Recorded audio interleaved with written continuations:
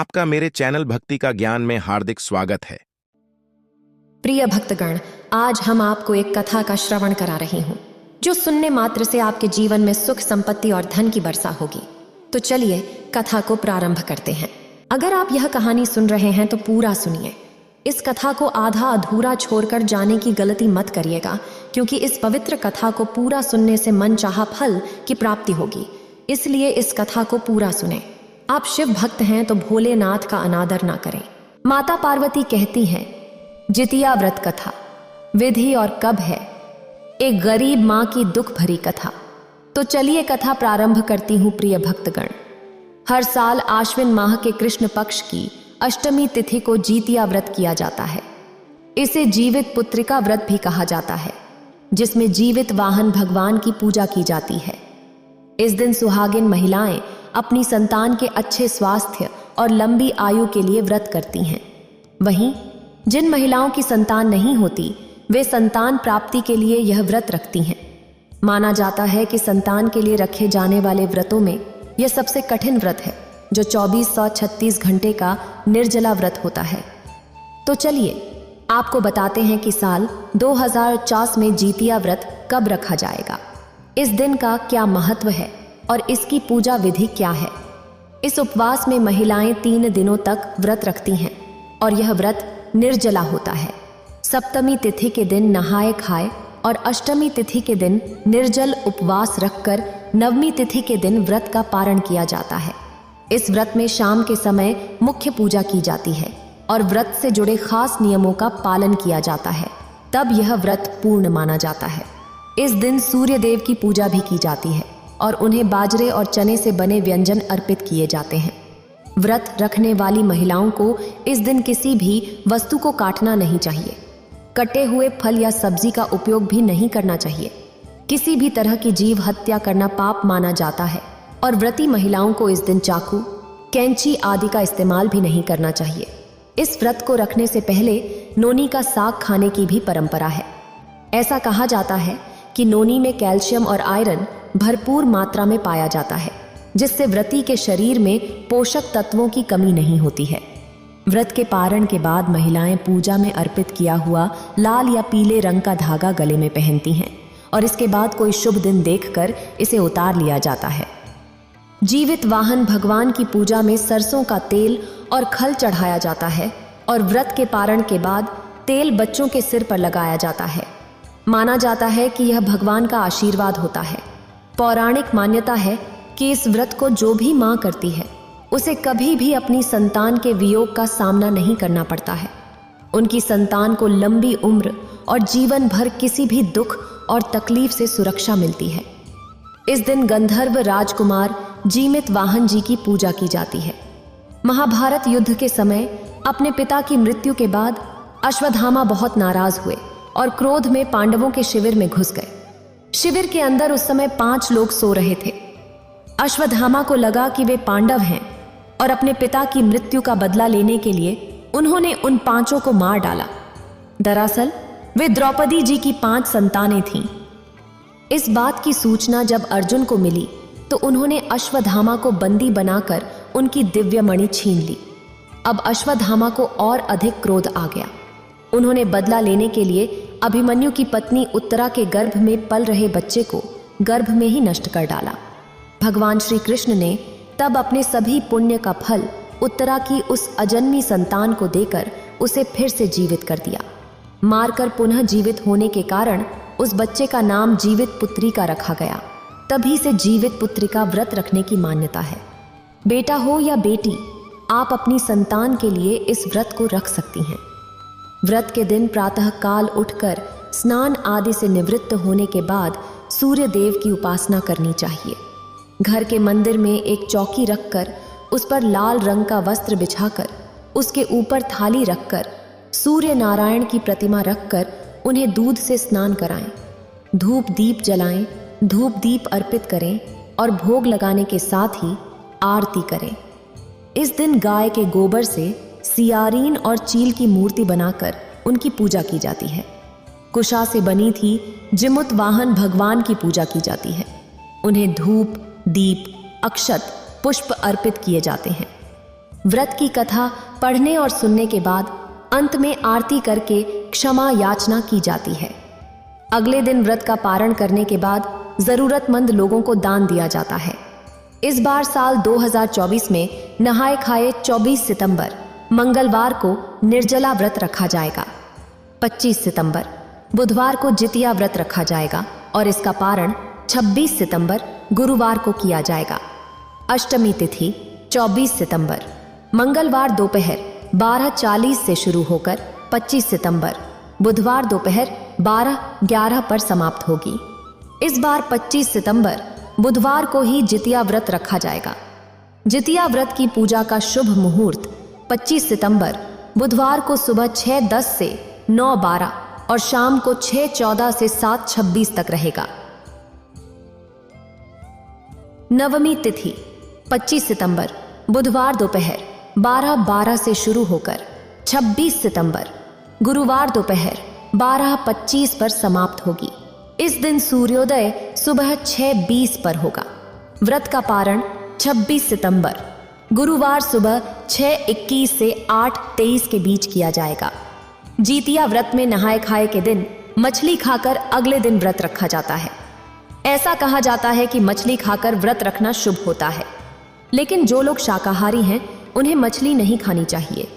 वैसे तो इस व्रत को 24 घंटे तक निर्जला ही रखा जाता है, लेकिन कुछ महिलाएं जो बिना जल के नहीं रह सकती, वे जल ग्रहण करके भी व्रत रख सकती हैं।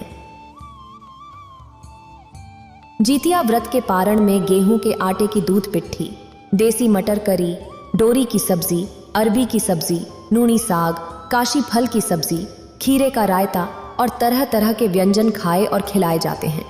जो भी माताएं आज व्रत कर रही हैं, उनके लिए इस कथा में बहुत महत्वपूर्ण जानकारी है। इसलिए जो भी माताओं ने व्रत रखा है वे इस कथा को ध्यान से देखें और सुने। इस कथा में क्या है, इसे समझने के लिए अंत तक जरूर सुने। बहुत समय पहले की बात है। एक गांव में एक गरीब परिवार रहता था। उस परिवार में माता पिता और उनका 11 साल का बेटा रहते थे। बेटे का नाम किशन था। किशन बहुत ही समझदार लड़का था। उसे जो भी मिलता वही खाकर संतुष्ट हो जाता था। वह कभी अपने माता पिता से यह नहीं कहता था कि पापा हम ये खाएंगे, हम वो खाएंगे। ऐसा इसलिए क्योंकि वह अपने माता पिता के दुख को समझता था।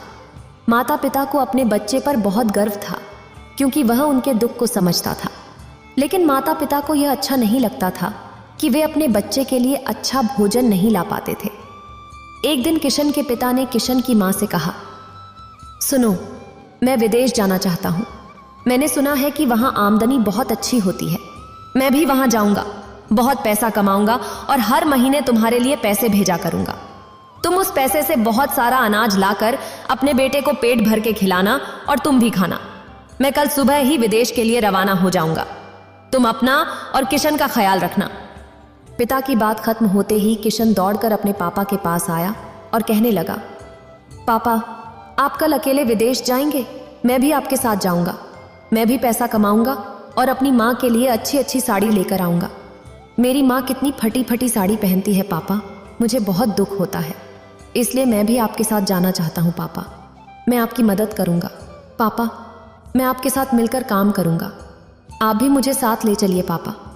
पिता ने बहुत समझाया, बेटा तुम अभी बहुत छोटे हो, तुम कैसे काम कर पाओगे? बेटा तुम माँ के साथ रहो और उनका ख्याल रखो। लेकिन बेटा जिद करने लगा, नहीं पापा मैं आपके साथ जाऊँगा। हम दोनों मिलकर काम करेंगे और ढेर सारा पैसा कमाएंगे। फिर ढेर सारा पैसा कमाकर माँ के पास लौट आएंगे और यहीं पर हमेशा रहेंगे। आखिरकार किशन के पापा को हार मानकर किशन को अपने साथ विदेश ले जाना पड़ा। जैसे ही सुबह हुई, किशन और उसके पापा दोनों गाड़ी पकड़कर विदेश के लिए रवाना हो गए। इधर किशन की माँ कुछ भी खाकर अपना दिन बिताने लगी। चाहे सत्तू हो या नमक रोटी, जो भी मिलता वही खाकर रह जाती थी। सोचती थी बच्चे हैं नहीं, पति है नहीं, तो अपने लिए क्या बनाऊं? इसीलिए जो मिलता वही खाकर रह जाती थी। उधर विदेश में किशन के पापा को एक अच्छे कारखाने में काम मिल गया। वहीं पर बाप बेटा दोनों काम करने लगे। उन्हें अच्छा खासा पैसा भी मिलने लगा और भोजन भी खाने लगे। किशन के पापा हर महीने किशन की माँ के पास पैसा भेजा करते थे। इसी तरह से दिन बीतने लगे। एक दिन गांव की एक पड़ोसन किशन की मां के घर के बाहर खड़ी होकर बुलाने लगी। बहन, ओ बहन। किशन की मां बाहर आकर बोली, क्या बात है बहन, मुझे क्यों बुला रही हो? तब पड़ोसन ने कहा, बहन, जीतिया का व्रत आ गया है, कल नहाए खाए है, परसों जीतिया है, तुम करोगी ना? किशन की मां ने पूछा, जीतिया व्रत करने से क्या होता है? तब पड़ोसन ने कहा, तुमको नहीं पता जीतिया व्रत करने से क्या होता है? जीतिया व्रत पुत्र की लंबी आयु और उनकी सलामती के लिए रखा जाता है। जो भी मां श्रद्धा पूर्वक जीतिया का व्रत करती है उसके बच्चे पर कभी कोई संकट नहीं आता। सारे संकट को ज्योत महाराज हरण कर लेते हैं। इसलिए तुम अपने बच्चे की सलामती के लिए जीतिया का व्रत करना। किशन की मां को लगा कि उसे भी अपने किशन के लिए जीतिया व्रत करना चाहिए, उसकी रक्षा के लिए। तो किशन की मां ने पड़ोसन से कहा, ठीक है बहन, मैं भी जीतिया व्रत करूंगी, कैसे करना है तुम बता दो। तब पड़ोसन ने जीतिया व्रत के नियम बता दिए कि पहला दिन नहाए खाए होता है, दूसरे दिन निर्जला व्रत रखा जाता है, उस दिन एक बूंद भी पानी नहीं पिया जाता है, और तीसरे दिन पारण किया जाता है। पारण में बासी भोजन नहीं खाना चाहिए, गर्म गर्म भोजन से पारण किया जाता है। इतना कहकर वह अपने घर चली गई। किशन की मां ने सोचा कि कल तो जीतिया व्रत का नहाए खाए का दिन है, इसलिए वह भी बाजार चली जाती है। किशन के पापा ने थोड़े पैसे भेजे थे, उन पैसों को लेकर वह बाजार गई और कुछ सब्जी और मरवा का आटा लेकर अपने घर लौट आई। नहाए खाए के दिन किशन की मां घर की साफ सफाई बहुत अच्छे से करती है और स्नान करके सबसे पहले मरवा की रोटी बनाकर उसी से व्रत की शुरुआत करती है। जब शाम होती है तो वह सारी सब्जियां मिलाकर सब्जी, दाल, चावल, रोटी पकाती है और भगवान के लिए सारा भोजन में से थोड़ा थोड़ा अलग करके रख देती है, और जो बचता है उसे स्वयं खा लेती है। अब तो कल निर्जला व्रत था। रात के 3 बजे किशन की मां ने सारा भोजन लेकर ज्योत महाराज को प्रणाम किया और माफी मांगी। भगवान, अगर मुझसे कोई गलती हो गई हो तो मुझे माफ करना। इतना कहकर वह वापस घर आकर सो गई। सुबह उठकर घर की साफ सफाई करने के बाद आंगन में बैठ गई। गर्मी का दिन था, बहुत गर्मी लग रही थी, इसलिए किशन की मां आंगन में बैठी थी। घर में कोई नहीं था जिससे बातें कर सके। बेचारी आंगन में अकेली ही बैठी थी। तभी उसकी नजर बाहर के बड़े पीपल के पेड़ पर पड़ी। उसने सोचा, क्यों न उस पीपल के पेड़ की छांव में जाकर बैठ जाऊं, वहां पर ठंडी हवा आ रही होगी। यह सोचकर किशन की मां पीपल के पेड़ के नीचे जाकर खड़ी हो गई। वहां पर तेज हवा चल रही थी, बहुत ही प्यारी प्यारी हवा आ रही थी। किशन की मां को बहुत आराम मिल रहा था, लेकिन अचानक हवा का बहाव तेज हो गया और पीपल की टहनियां धीरे धीरे किशन की मां को छूने लगी। हवा से हिलती हुई पीपल की टहनियां किशन की मां को छूने लगी तो उसने बिना सोचे समझे 5 टहनियां तोड़ दी। अब क्या होता है? इधर मां ने पीपल की टहनियां तोड़ी और उधर बेटा किशन की हालत बुरी हो गई। जैसे ही मां ने पीपल की डाली को तोड़ा, वैसे ही बेटे की उंगली भी टूटने लगी। बेटा डर से चिल्लाता हुआ दौड़कर अपने पापा के पास गया और बोला, पापा, ऐसा लग रहा है कि कोई मेरी उंगली तोड़ रहा है, मेरी उंगली सीधी नहीं हो रही है। बेटे की बात सुनकर पिता बोले, अरे बुद्धू, ऐसा थोड़ी होता है, तुम्हारी उंगली में मरोड़ आ गया होगा, लाओ मैं देखता हूं। बेटा बोला, नहीं पापा, मैं सच कह रहा हूं। जब पापा ने बेटे की उंगली देखी तो वे भी हैरान रह गए। ऐसा लग रहा था कि किसी ने उंगली को तोड़कर लटका दिया है। पिता तुरंत बेटे को डॉक्टर के पास ले गए। डॉक्टर भी देखकर हैरान हो गए। उन्होंने कहा, ये तो मेरे हाथ में नहीं है, मैं मलहम पट्टी कर देता हूं, बाकी भगवान की मर्जी, भगवान से प्रार्थना कीजिए। वैसे भी आज जीतिया का व्रत है, भगवान से प्रार्थना कीजिए कि आपके बेटे की उंगली ठीक हो जाए, मेरे बस में अब कुछ भी नहीं है। इतना सुनकर दुखी मन से बाप बेटा अपने कमरे में आए और अपने सारे सामान को पैक करके तुरंत गाड़ी पकड़कर अपने गांव के घर चले गए। तभी मां ने जीत का व्रत का पारण भी नहीं किया था। जब मां ने अपने पति को देखा तो उसने पूछा, क्या बात है जी, आप इतनी जल्दी कैसे आ गए? ना कोई चिट्ठी, ना कोई समाचार, और आप उदास क्यों लग रहे हैं? क्या हुआ है? मालिक नाराज हो गए क्या? बताइए, क्या हुआ है? पत्नी की बातें सुनकर किशन के पापा आगे बढ़ गए और पीछे किशन खड़ा था, जिसके हाथों में पट्टी बंधी हुई थी। यह देखकर मां का दिल टूट गया और वह जोर जोर से रोने लगी। उसने कहा, जीवित भगवान, मैंने आपका व्रत क्यों किया? अपने बेटे की सुरक्षा और सलामती के लिए। लेकिन आज मेरे बेटे को कष्ट क्यों सहना पड़ रहा है भगवान? मेरे साथ ऐसा क्यों हुआ भगवान? क्या मुझसे कोई गलती हो गई? बताइए भगवान। मैंने तो सुना था कि जो भी माता जितिया व्रत करती है उसके बच्चे की आप रक्षा करते हैं, लेकिन मेरे साथ ऐसा क्यों? इतना कहते कहते माँ जोर जोर से रोने लगी। दिन भर रोती रही माँ अपने बेटे के पास सिर हिलाते हिलाते कब रात हो गई उसे पता भी नहीं चला। रात होते ही माँ की आंखें भी लग गईं। उसी सपने में जूत महाराज आकर किशन की माँ से कहते हैं, तुमने आज जितिया का व्रत रखा था और तुमने क्या किया? तुम्हें याद है, व्रत के दिन तुमने पीपल के पेड़ के नीचे जाकर उसकी 5 डालियां तोड़ी थीं। क्या तुम्हें याद है या भूल गई? तुम्हें नहीं पता, जितिया के व्रत के दिन एक पत्ता भी नहीं तोड़ा जाता है। और तुमने क्या किया? पीपल की डाली को तोड़ दिया। तुमने भी तो पीपल वृक्ष की उंगली को तोड़ा है, इसी कारण तुम्हारे बेटे की उंगली टूटी है। शुक्र मनाओ कि तुमने सिर्फ 5 ही डाली तोड़ी है, इसलिए तुम्हारे बेटे की सिर्फ 5 ही उंगली टूटी है, वरना और भी अनर्थ हो सकता था। अब माँ सपने में हाथ जोड़कर भगवान से कहती है, हे भगवान, मुझसे गलती हो गई, मुझे माफ़ कर दीजिए।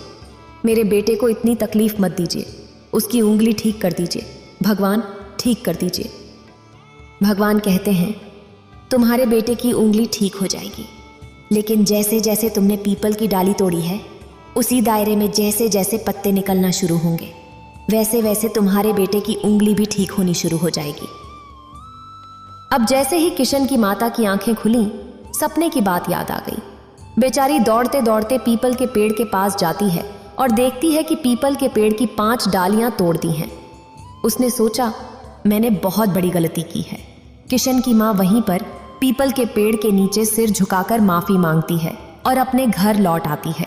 हर सुबह वह पीपल के पेड़ के पास एक बार जरूर जाती थी, यह देखने कि पेड़ की टहनियों से पत्ते निकल रहे हैं या नहीं। इसी तरह समय बीतने लगा और वह दिन भी आ गया जब उसी टहनी से छोटे छोटे पत्ते निकलने लगे। माता बहुत खुश हो गई। ऐसे करते करते 1 साल बीत गया। अगला साल का जितिया व्रत भी आ गया। अब तो माता फिर इस साल भी नियम पूर्वक श्रद्धा और भक्ति के साथ जितिया का व्रत रखती है और जितिया व्रत के दिन निर्जला उपवास करती है। सुबह के समय करीब 3:00 बजे जीवित भगवान को भोजन देकर फिर से अपने कमरे में बेटे के बगल में सो जाती है। जैसे ही भगवान भोजन खाने आते हैं, भोजन खाने के बाद बच्चे के सिर पर हाथ फेरकर वहां से चले जाते हैं। जूत महाराज के आशीर्वाद से उस बालक के शरीर में अंदरूनी शक्ति आ जाती है। उसकी 5 उंगलियां एकदम ठीक हो जाती हैं और वह पहले से बहुत ही बलवान बन जाता है। किशन की नींद खुलते ही वह जल्दी से अपने माता पिता को जगाता है और कहता है, माँ, पापा, देखिए, मेरी उंगली ठीक हो गई है और मुझे लग रहा है कि मेरा शरीर बहुत बलवान और शक्तिशाली हो गया है। माँ, ऐसा लगा था कि रात के 3 बजे कोई मेरे सिर पर हाथ रखकर चला गया और तभी से मैं बहुत ही शक्तिशाली और स्वस्थ महसूस कर रहा हूँ। माँ, यह सब तेरे जितिया व्रत का प्रभाव है। मैं समझ गया कि यह सब भगवान की कृपा है। माँ की आंखों में खुशी के आंसू भर आते हैं। माँ दौड़कर वहां जाती है जहां जितिया व्रत का पूजन किया था और सिर झुकाकर जीवित भगवान को प्रणाम करती है और कोटि कोटि धन्यवाद करती है। बेटा भी जूत महाराज के पास जाकर सिर पटक कर प्रणाम करता है। जहां माता ने जूत अभद्र का पूजन किया था, वहां से दौड़ते हुए माता पीपल पेड़ के नीचे जाती हैं और पीपल महाराज से माफी मांगती हैं। माता कहती हैं, पीपल महाराज, हमसे बहुत बड़ी गलती हो गई, भगवान हमें माफ कर दें। मैं सबको बता दूंगी कि जितिया व्रत के दिन कोई भी चाकू से सब्जी नहीं काटे। मैं यह बात पूरी दुनिया में फैला दूंगी, यहाँ तक कि मैं जितिया व्रत के दिन अपने बालों में भी कंघी नहीं करूंगी। इतना कहकर माता पीपल महाराज से माफी मांगकर अपने घर लौट आती हैं और गर्म गर्म भोजन बनाकर पारण करती हैं। पीपल महाराज की कृपा से उनका बेटा स्वस्थ और बलवान हो जाता है। साथ ही उनके घर में जूत महाराज ने धन धान्य का भंडार भी भर दिया। कहते हैं कि जितिया व्रत के दिन एक धागा भी नहीं तोड़ना चाहिए। अब आप सोचेंगे कि एक धागा भी नहीं तोड़ना चाहिए, लेकिन घर के सदस्यों के लिए भोजन तो पकाना पड़ेगा, सब्जी तो काटनी पड़ेगी। अगर आपके घर में कोई ऐसा है जो जितिया का व्रत नहीं कर रहा है, तो उनसे सब्जी कटवा लीजिए। अगर घर में कोई नहीं है तो पड़ोस से मदद मांग सकते हैं। जीतिया व्रत के दिन खुद से सब्जी ना काटें, बालों में कंघी ना करें और एक धागा भी ना तोड़ें। इस बात का ध्यान रखें और इस जानकारी को ज्यादा से ज्यादा लोगों तक पहुंचाएं ताकि सभी को जीतिया व्रत की जानकारी मिल सके। जितना प्रचार करेंगे उतनी ही जूत महाराज की कृपा बरसेगी। कहते हैं कि भला करो तो भला होता है। इस जानकारी को शेयर करेंगे तो बहुत लोगों का भला होगा और सभी लोग आपको दुआ देंगे, जिससे आपका भी भला होगा। अब एक और दूसरी कहानी सुनिए। एक गांव में एक पति पत्नी रहते थे। पत्नी गर्भवती थी और 9 महीने बाद उसने एक सुंदर सी कन्या को जन्म दिया। लेकिन कन्या के जन्म के 5 दिन बाद ही माता की मृत्यु हो गई। अब तो बच्ची न मां को जानती थी और न पिता को। 5 वर्ष की लड़की कैसे माता पिता को पहचानेगी? और आप क्या जानते हैं इस माता की मृत्यु अचानक कैसे हुई? आइए जानते हैं। बहुत समय पहले की बात है। बहुत सारी महिलाएं मिलकर जीतिया का व्रत कर रही थीं। तभी इस माता ने उस जीतिया के व्रत का घोर अपमान किया। बस इसी कारण जूत भगवान नाराज होकर इस माता को प्राण हर लेते हैं। इधर माता की मृत्यु के बाद पिता अपनी पुत्री का नाम राजकुमारी रखते हैं। जब राजकुमारी 5 वर्ष की हो जाती है तो पिता उसे एक अच्छे स्कूल में एडमिशन करवा देते हैं। बच्ची का एडमिशन हो गया और हर दिन पिता का काम चालू हो गया। सुबह सुबह पिता उठते, घर का काम काज करते, बच्चे के लिए टिफिन बनाते और अपनी बिटिया रानी को कपड़े पहनाते, बाल बांधते और फिर उसे स्कूल छोड़ आते। जब बिटिया रानी की छुट्टी होती तो पिता हर दिन उसे लेने चले जाते। एक दिन पिता को देर हो जाती है तो बिटिया रानी अकेले ही स्कूल से आने लगती है। कुछ दूर आगे बढ़ने पर वह देखती है कि एक झोपड़ी है। झोपड़ी के बाहर एक माँ अपने बच्चे को गोद में लेकर प्यार से भोजन करा रही है। राजकुमारी बिटिया यह देखकर रुक जाती है और उस माँ और बच्चे को ध्यान से देखती है। वह मन में सोचती है, अगर मेरी भी माँ होती तो वह मुझे भी अपनी गोद में बैठाकर प्यार करती, भोजन कराती। इतना सोचकर बिटिया रानी अपने घर चली जाती है। जब वह घर पहुंचती है तो उसके पिता घर में कुछ काम कर रहे होते हैं। बिटिया रानी बेग से अपने पिता से पूछने लगती है, पिताजी मेरी माँ कहाँ है? पिताजी बताइए ना, मैंने तो अपनी माँ का चेहरा तक नहीं देखा है। बताइए ना बाबूजी, मेरी माँ कहाँ चली गई?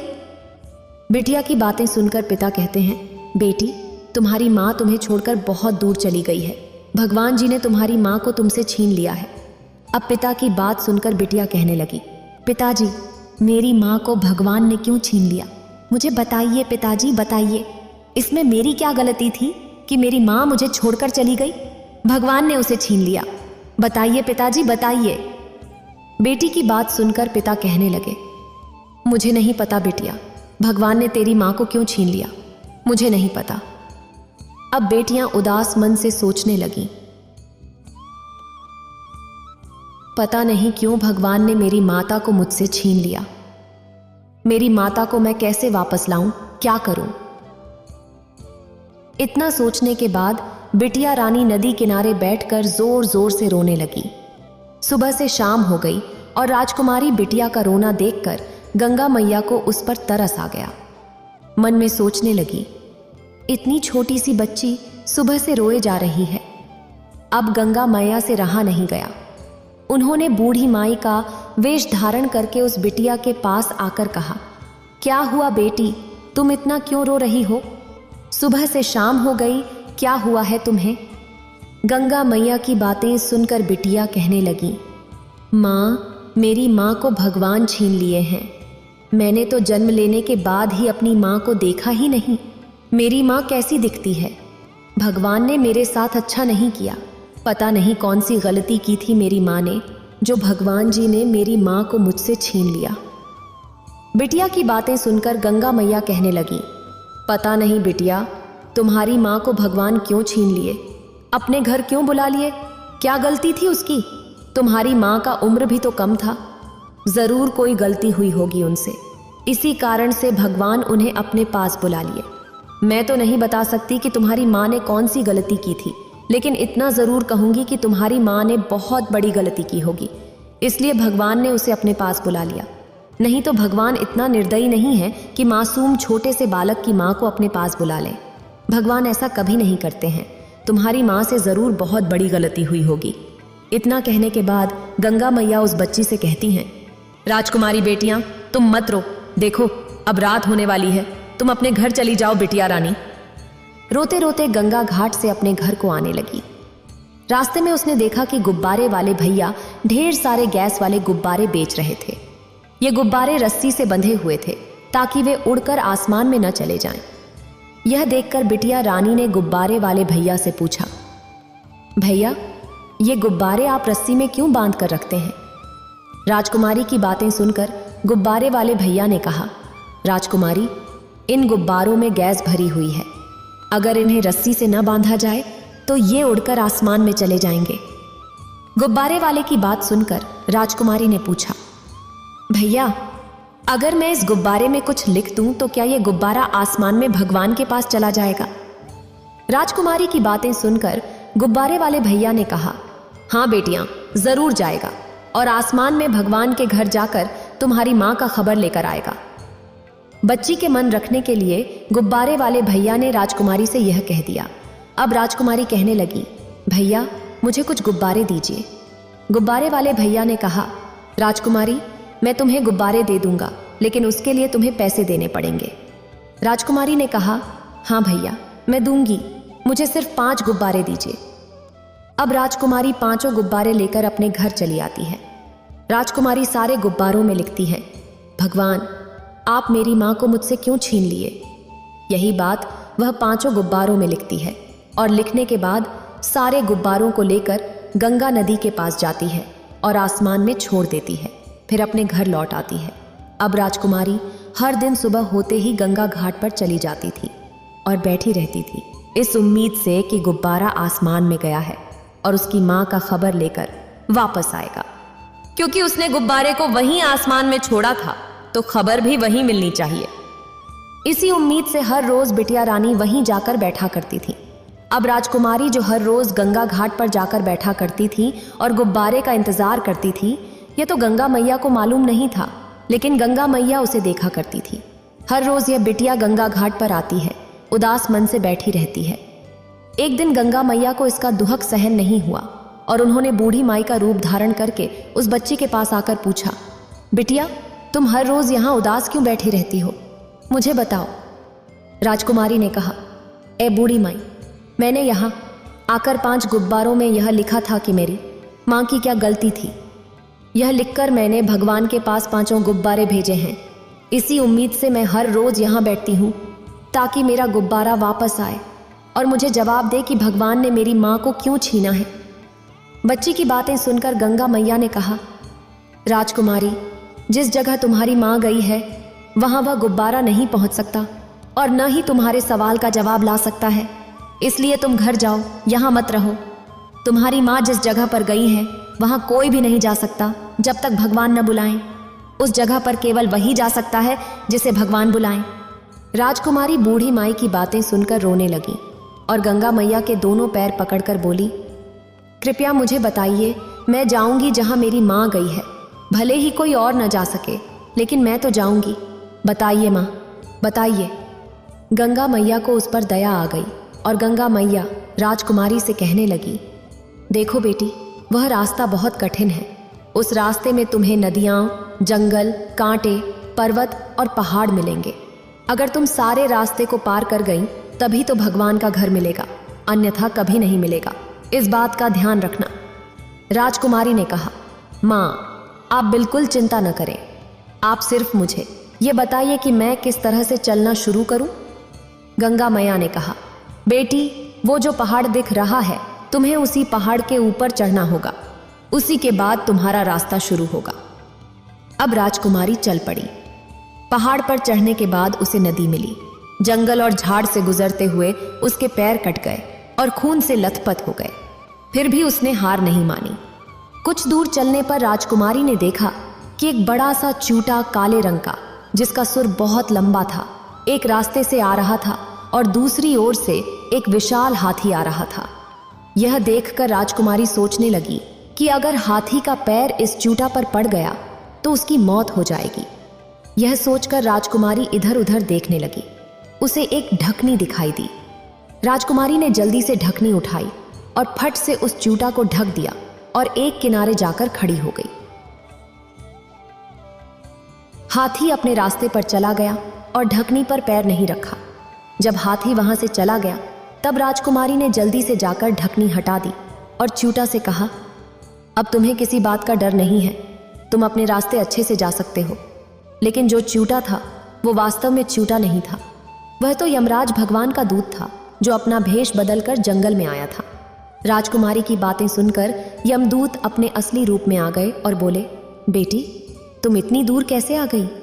यह सुनकर राजकुमारी ने कहा, मैं अपनी माँ को भगवान के घर से वापस लाने जा रही हूँ। बच्ची की बातें सुनकर यमदूत बोले, बेटी जब कोई भगवान के घर जाता है तो वह कभी वापस नहीं आता। जो भी भगवान के घर जाता है उसकी मृत्यु के बाद ही वहां जाता है। तुम वहां कैसे जा सकती हो? तुम वहां नहीं जा पाओगी। यमदूत की बातें सुनकर राजकुमारी ने कहा, नहीं, मुझे जाना है तो जाना है, मैं तो जाऊंगी ही। भगवान ने मेरे साथ अच्छा नहीं किया। मैंने अपनी माँ को कभी देखा नहीं। भगवान ने मेरी माँ को मुझसे छीन लिया। अभी मैं सिर्फ 5 वर्ष की हूँ। मुझे कौन देखेगा? मुझे कौन पालेगा? मेरी माँ ने मुझे कभी प्यार से खाना भी नहीं खिलाया। भगवान ने मुझे मौका ही नहीं दिया। मैं हार मानने वाली नहीं हूं। जब यहां तक आई हूं तो अपनी मां को लेकर ही जाऊंगी, चाहे जैसे भी लेकर जाऊं। फिर राजकुमारी ने पूछा, पहले आप बताइए, आप कौन हैं? आप तो देखने में बहुत डरावने हैं। राजकुमारी की बातें सुनकर यमदूत बोले, बेटी मैं ही यमदूत हूं। जब किसी की मृत्यु होती है तो मैं ही उसकी आत्मा को भगवान के पास ले जाता हूं। यमदूत की बातें सुनकर राजकुमारी ने कहा, ओह, तो आप ही हैं जो सभी इंसानों को मारकर भगवान के पास ले जाते हैं। तब तो आप ही मेरी माँ की आत्मा को भी लेकर आए होंगे। राजकुमारी की बातें सुनकर यमदूत कहने लगे, हो सकता है बेटी, शायद मैं ही तुम्हारी माँ का प्राण लेकर आया हूँ।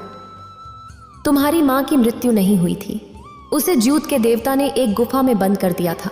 उसने एक बहुत बड़ी गलती की थी और उसी की सजा उसे मिल रही थी। अब यमदूत राजकुमारी को लेकर महादेव जी के सामने चले जाते हैं। तब भोलेनाथ कहते हैं, भगवान देखिए, यह 5 साल की बच्ची कितने कष्ट सहकर यहाँ तक पहुंची है। ये अपनी माँ के लिए यहाँ आई है। भगवान, ये बच्ची बहुत रो रही है। आप ही इसे संभालिए और समझाइए कि इसकी माँ ने क्या गलती की थी। भोलेनाथ पहले कहते हैं, बेटी तुम यहाँ तक कैसे आ गई? यहाँ तक कोई जीवित नहीं आ सकता, लेकिन तुम कैसे आ गई? राजकुमारी कहने लगी, मैं नहीं जानती, लेकिन इतना जानती हूं कि मैं अपनी माँ को लेने आई हूं। आप क्यों मेरी माँ को मुझसे छीन लिए? क्या आपको मुझ पर दया नहीं आई? एक मासूम बच्ची को देखकर दया नहीं आई? बताइए भगवान, बताइए कि आपको दया नहीं आई? राजकुमारी की बातें सुनकर भोलेनाथ को बहुत दुख होता है। उसके पैर देखकर उन्हें बहुत दुख होता है और उस बच्ची पर बहुत दया आती है। अब भोलेनाथ राजकुमारी से कहते हैं, बेटी तुम्हारी माँ की कहानी बहुत पुरानी है। एक समय की बात है, बहुत सारी महिलाएं मिलकर जीत भगवान का व्रत कर रही थीं और झींगनी के पत्तों पर भगवान को भोजन दे रही थीं, तेल चढ़ा रही थीं। यह देखकर तुम्हारी माँ ने कहा, यह कैसा भगवान है जो झींगनी के पत्तों पर तेल खा रहे हैं? क्या ये कोई भगवान है? ऐसा कहकर तुम्हारी माँ जोर जोर से हंसने लगी और सारी महिलाओं का मजाक उड़ाने लगी। यह सुनकर जीत भगवान को बहुत क्रोध आया और उन्होंने तुम्हारी माँ को सजा देने का निर्णय लिया। भगवान ने तुम्हारी माँ का हरण कर लिया और उसे एक गुफा में बंद कर दिया। तुम्हारी माँ की मृत्यु नहीं लिखी थी, लेकिन यह उसकी गलती की सजा थी। जीत भगवान ने तुम्हारी माँ को सुरक्षित रखा। फिर भगवान शिव गुफा तक ले गए। फिर उन्होंने कहा, देखो बिटिया, वह जो औरत है वही तुम्हारी माँ है। राजकुमारी गुफा के अंदर गई और अपनी माँ को पकड़कर जोर जोर से रोने लगी। माँ, तुम मुझे छोड़कर क्यों चली आई? क्या तुम्हें मुझ पर दया नहीं आई? राजकुमारी की माँ ने कहा, बेटी मैं यहाँ अपनी मर्जी से नहीं आई, मुझे भगवान ने यहाँ लाया है। फिर माँ बेटी गुफा से बाहर आए और बाहर जूत भगवान खड़े थे। जूत भगवान माता से कहते हैं, देखो दुनिया श्रद्धा और भक्ति से जीतिया का व्रत करती है। मैं हर माँ के गर्भ में जीव डालता हूँ और तुमने मेरा अपमान किया। इसी क्रोध से मैंने तुम्हें हरण किया। अब देखो माँ की ममता और बच्चे की ममता क्या होती है। भगवान की बातें सुनकर राजकुमारी हाथ जोड़कर कहने लगी, हे भगवान, मेरी माँ कौन सी परीक्षा दे जिससे आप प्रसन्न हो? कृपा करके बताइए, हम हर कोशिश करेंगे। भगवान ने कहा, बेटी, अगर तुम्हारी माँ श्रद्धा और भक्ति से जीतिया का व्रत करेगी और झुगनी के पत्ते पर तेल और भोजन मुझे देगी और व्रत रखेगी तो मैं प्रसन्न हो जाऊंगा और तुम्हारी माँ को माफ कर दूंगा। राजकुमारी ने कहा, भगवान, मेरी माँ ऐसा जरूर करेगी। अगले साल से मेरी माँ श्रद्धा और भक्ति के साथ जीतिया का व्रत करेगी। माँ भी हाथ जोड़कर प्रार्थना करती हैं, हे भगवान, मेरी गलती माफ कीजिए। मैं अगले साल पूरा श्रद्धा और भक्ति के साथ झुगनी के पत्ते पर आपको अच्छा भोजन दूंगी। भगवान ने माँ और बेटी को अपने रथ पर बैठाकर घर छोड़ दिया। सभी ने प्रेम से जयकारा लगाया, ज्योत भगवान की जय हो। जैसे आपने राजकुमारी की माँ का प्राण लौटाया, वैसे ही सभी की माँ और बच्चियों की रक्षा करें। इतना कहकर यह कथा समाप्त करते हैं। अगर आपको ये वीडियो अच्छी लगी हो तो लाइक करें और शेयर करें और मेरे चैनल भक्ति का ज्ञान को सब्सक्राइब करें। आपका धन्यवाद।